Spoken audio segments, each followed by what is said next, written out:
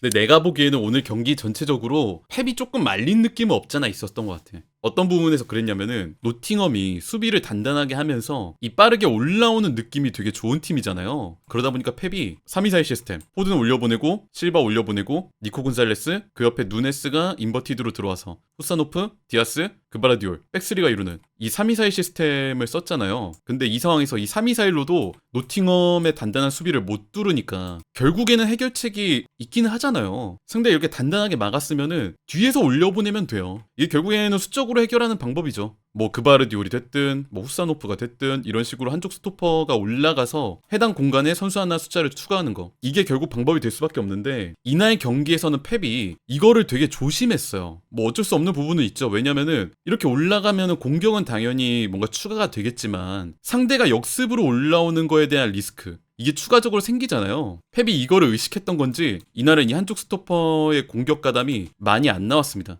뭐 나중에는 좀 나오긴 했지만 적어도 경기 초반 플랜 A 장면에서는 이거를 최대한 자제시키는 모습을 오히려 보여줬어요. 그런 조심성을 알 수 있는 게 이런 장면들이죠. 시티가 전방에서 공격을 전개하고 있는데 볼을 잡은 그바르디올이 측면 넓게 벌린 도쿠에게 볼을 넘깁니다. 근데 보통 우리가 시티 축구를 보셨던 분들이라면 아시겠지만 이럴 때 그바르디올이 어떻게 움직이냐면 보통은 이렇게 볼을 넘기고 본인이 이 넓은 공간으로 뛰어가는 경우들이 되게 많거든요. 지금도 보시면 노팅엄의 수비 라인 중에서 이곳, 우리가 하프스페이스라 불리는 이 공간이 그나마 좀 많이 열려 있어요. 평소에 그바르디올이라면 충분히 뛰어 들어가고도 남았을 그림인데 여기서 그바르디올이 도쿠에게 볼을 넘긴 이후에 침투 움직임을 가져가지 않습니다. 그리고는 이 해당 포지션에 그대로 남아 있어요. 앞쪽에서 공격이 진행되는 와중에도 계속 뭔가 뒤를 신경 쓰면서 뭔가 상황이 발생하면은 빨리 뒤로 내려가려는 그런 조심스러운 움직임을 많이 보여주고 있었죠. 저는 이게 후방의 백스리를 유지하고자 하는, 즉 노팅엄의 역습에 최대한 조심을 기울이려고 했던 과르디올라의 의도가 많이 반영된 움직임이었다고 생각합니다. 좀 그나마 시티가 파해법으로 노려볼 만한 게 뭐가 있었냐고 생각하냐면은 결국 도쿠나 사비뉴 같은 측면 윙어들이 볼을 잡았을 때 노팅엄의 수비가 두 명이 기본적으로 딸려 나오거든요.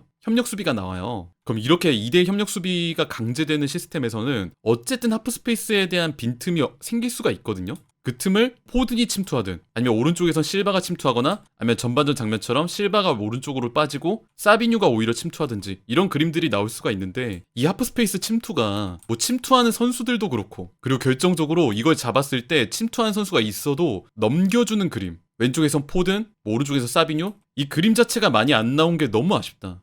그리고 참 정말 오랜 얘기기는 한데 저런 식으로 꽉 막혀있을 때 뚫어주는 존재가 이렇게 위로 올라오는 6번이 또 있잖아요. 이 자리에 만약에 로드리가 있었더라면 실제로 시티가 이런 식으로 상대의 답답한 수비에 막히는 장면들이 이전에도 있었거든요. 이걸 뚫어줬던 게 로드리의 중거리 슈팅 이런 거였다 보니까 생각을 안 할 수가 없다. 이 축구 전술에 대해서 좋다 나쁘다라는 그런 가치평가는 못하죠. 뭐 야 수비적인 전술 안 좋아, 다이렉트한 축구는 안 좋고 점유율 축구는 좋아, 이렇게 얘기할 수는 당연히 없는 건데 저는 근데 그런 것 같아요. 전술적인 명확함, 이거에 대해선 좋다 나쁘다 얘기를 할 수 있을 것 같거든요. 나는 개인적으로 그래서 전술적으로 명확한 컬러를 가지고 있는 감독들을 참 좋아하는 것 같아. 내 예전부터 펩의 축구를 좋아했던 것도 뭐 옛날 바르사 시절부터 해가지고 명확한 축구 철학을 보여줬기 때문에 그래서 되게 좋아했었고, 예전에 테나가 보여준 축구를 싫어했던 이유 중에 하나가 뭐였냐면은 그 사람이 보였던 뭐 성적 이런 거를 떠나서 중간에 뭐 타협을 한다든지 뭐 그러면서 뭐 실리적인 것도 아니고 주도권을 가진 축구도 아니고 정말 이도저도 아닌 축구로 떨어졌을 때, 그랬기 때문에 난 테나의 축구를 별로 안 좋아했었고, 그래서 난 명확한 축구가 좋고 불명확한 축구가 좀 싫은 것 같아. 근데 오늘 보여준 누누의 노팅엄은 정말 전술적 명확성이 확실합니다.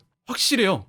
우리 막을 때는 명확하게 막고 올라갈 때 빠르게 올라가서 득점을 꽂아놓고 내려오자. 그리고 이게 늦은 시간에 득점이 터졌으면은 다 필요 없고 확실하게 또 막자. 이날 노팅엄의 승리를 결정지었던 게 이 장면이죠. 후반 80분 대인데 노팅엄 후방에서 모건 깁스화이트가 볼을 잡고 망설임 없이 반대쪽 측면으로 롱패스를 쏩니다. 이게 측면으로 뛰어들어가고 있던 허드슨 오도이한테 너무나 정확하게 들어가면서 시티 후방 라인이 한 번에 무너져요. 이후 측면에서 볼을 잡고 들어간 허드슨 오도이가 정말 각도가 없는 상황에서 예리하게 슈팅, 에데르송을 뚫고 노팅엄의 1대0 결승골을 터뜨렸죠. 저는 이 부분이 사실 누누가 정말 원했었던, 어쩌면 이날 경기에 들어가기 전부터 노렸던 그런 플랜의 일부 같다는 생각까지 들어요. 견고한 수비로 상대의 후방 라인 그리고 전체적인 무게중심을 앞으로 다 끌어당겨놓고 측면 지역에 자유로운 한 명을 만든다. 그리고 그 자유로운 한 명한테 망설임 없이 다이렉트한 패스, 사실 이게 과르디올라가 아까 전부터 후방 자원들을 최대한 좀 올려보내기 주저했던 이유잖아요. 다만 그 조심했던 부분이 후반 80분까지 지나면서도 무득점으로 이어지니까 그런 공격적으로 나왔던 시티의 후방을 모건깁 사이트의 패스가 한 번에 무너뜨리면서 노팅엄의 득점이 나왔죠. 실제로 이제 1대0으로 골 넣으니까 골을 넣은 오도이도 뺐고요. 크리스 우드도 빼고 완전히 잠가버렸죠. 경기의 셔터를 내렸어요. 그러면서 정말 엄청난 밀집 수비. 우리 박스를 무조건 막겠다. 심지어 볼을 잡은 이후에는 우리가 충분히 역습으로 올라갈 수 있는 상황에서도 불구하고 코너로 가서 시간을 보내는, 이게 좋다 나쁘다를 떠나서 명확성이라고 생각해요. 우리가 어떤 축구를 하겠다. 눈의 노팅엄이 그런 점에서 오늘 좀 어느 정도 조심을 했었던 패배 시티와 차이점이 있지 않았나. 맨유였으면 2대0으로 이겼다고요? 너 맨유 축구 안 보지. 근데 지금 내 생각에는 누누의 노팅엄은 누구를 상대라도 쉽지 않다.